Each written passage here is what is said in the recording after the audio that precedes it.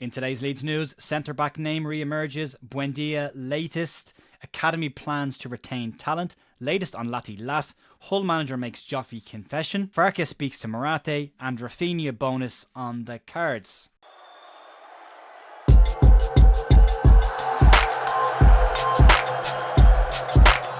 Morning folks, Jay here at The View on Monday morning, the 20th of January with your Leeds United news. I hope you had a lovely weekend, 3 points in the bag for Leeds.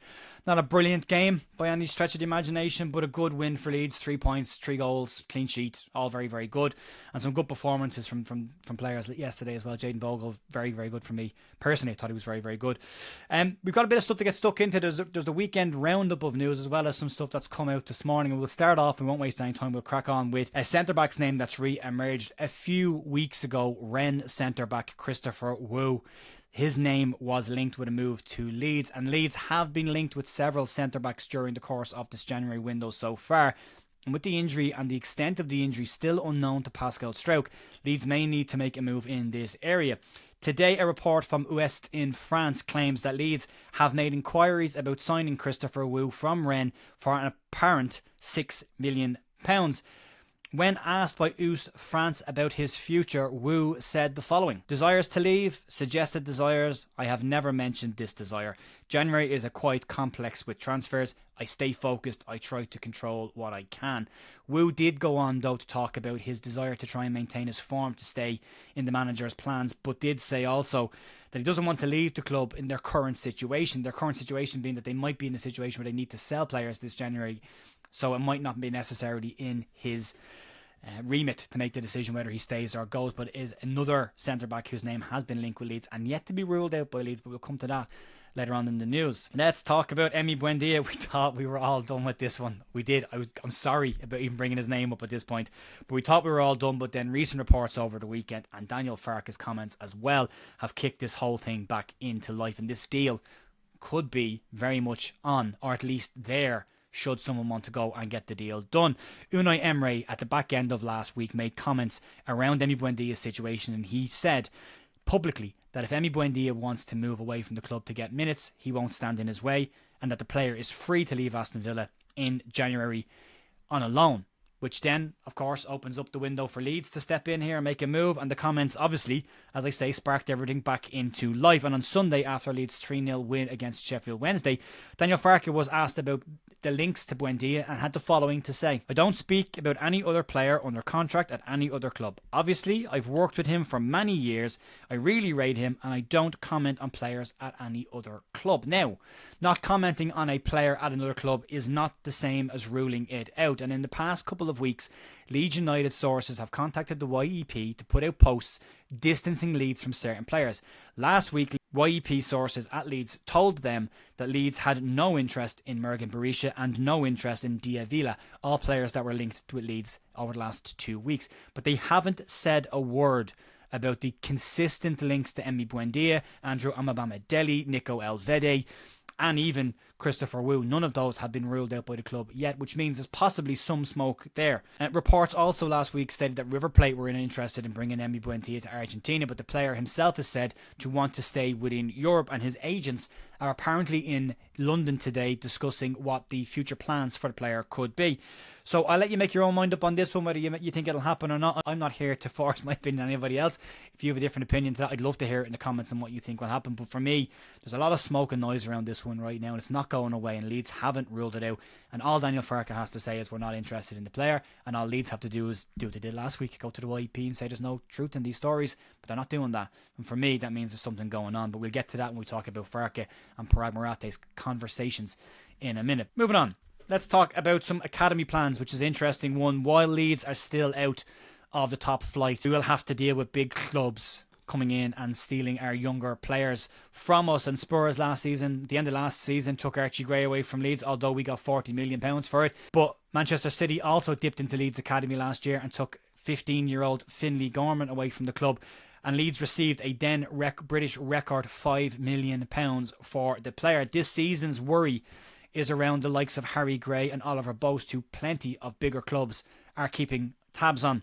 During Angus Kinnear's recent meeting with the Supporters Advisory Board, he confirmed that the club are putting plans in place for the academy to retain their best young talent. The notes of the meeting say the following on the topic. Anders asks about the academy progress. Angus Kinnear says players' retention at the academy level can be difficult, but plans are in place to make further improvements on recruitment and retention. Youths can't sign a pro deal till they're 18 years of age, and even at that point they can only sign a 2-year deal, so Leeds are carefully watching their younger players. But if a bigger club does come in for an academy player who's not on a pro deal, there's not a whole lot Leeds can really do about stopping it. The conversation is between the family and the buying club, or the new club as it might be.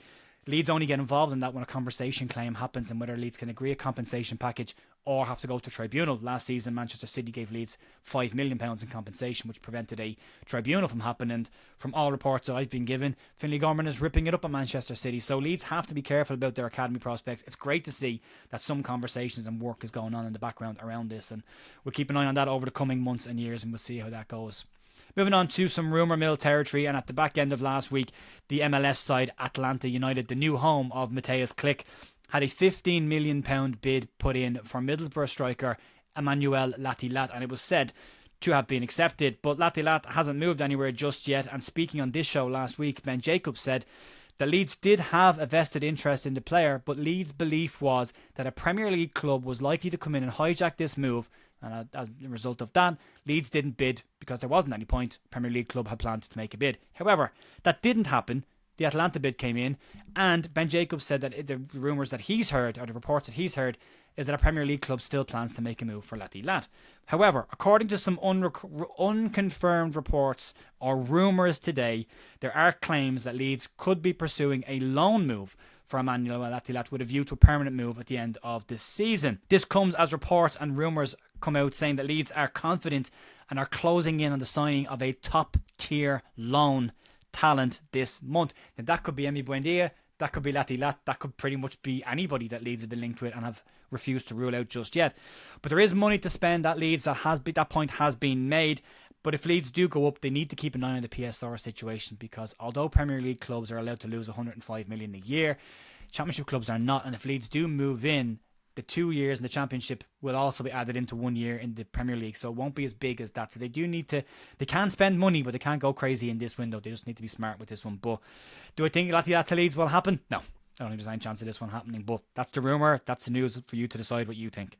Moving on to Joe Gelhardt, and Joe Gelhardt made his debut for Hull City off the bench over the course of the weekend, and Hull City boss Ruben Selles has commented on the possibilities of signing Joffy on a permanent deal in the summer.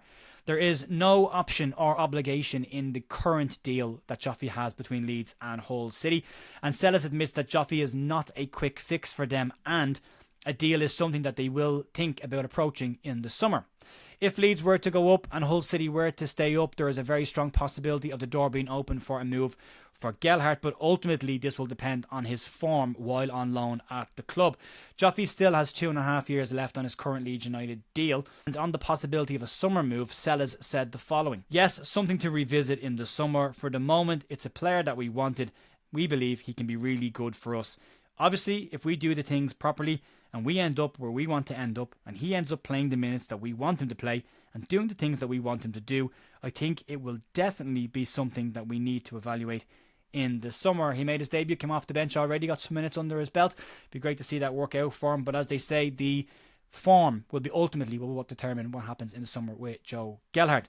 Moving on to Daniel Farke's conversations with Parag Marathe, and Daniel Farke has spoken about conversations that he's had with the Leeds United's chairman recently, and Leeds currently haven't dipped into the transfer market just yet, despite there being a need for obvious additions and despite the fact that their promotion rivals are making moves in this space. But Farke, on those conversations, said the following: "After the last game, I had a good telephone call with Parag. Things we want to do on the short, medium and long term. Perhaps I have too many conversations. Just joking. Our conversations are at a top level, speaking about everything that's quite important. Pete Lowy texted me today for a short chat at training tomorrow. We're working in the same direction." Pete Lowy was around for that training session and was around for after that training session as well. Lowy was commented in the local press as coming back out into the Ellen Road ground empty after the Sheffield Wednesday win and shouting whoop at the top of his voice while fist pumping. Now that could be just a very happy man with a result, or there could be something else going on behind the scenes, and we'll have to wait and see what happens there. And then finally moving on to a strange story that's come out today that relates to Raphinia and possible bonuses that Leeds could still receive. Leeds could be in line for a financial bonus, and Raphinia could be the cash cow. Raphinia is having a brilliant season so far this year at Barcelona. He's got 20 goals and 11 assists in 28 games for the club, as well as being their captain this season. And Leeds sold him back in 2022 for £55 million. And despite sometimes these rumours that pop up, Leeds have received all of that money. Barcelona have a potential outstanding loan for that transfer that they borrowed money from, but Leeds have received all of that money. But there could be more money on its way to Leeds should a certain set of circumstances come to fruition. According to reports from Marca in Spain today, they claim that Leeds could be in line for bonuses related to a Champions League victory. The report states that there is still add-ons of £10 million that could come to Leeds if triggered by Barcelona. The stipulation on the add-ons is straightforward enough, and it relates to Barcelona simply winning the Champions League. Currently, Barca are second in the group stage of the league format of the new look Champions League behind Liverpool.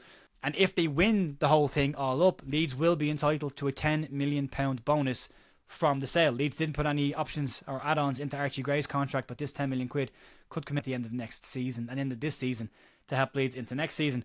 Raphinia has also had calls for a Ballon d'Or win, and he's currently at the same tally as Vinicius Jr. was last season, when he was more than confident he was winning the Ballon d'Or, even organising a party in his hotel with his friends to celebrate. And then when he got the news that he wasn't winning it, refused to go to the awards ceremony. So there could be a Ballon d'Or on the cards for Raphinia, and that would be amazing to see as well. So keep an eye on Barcelona in the Champions League this season. There could be a financial boost for Leeds should they win the whole thing.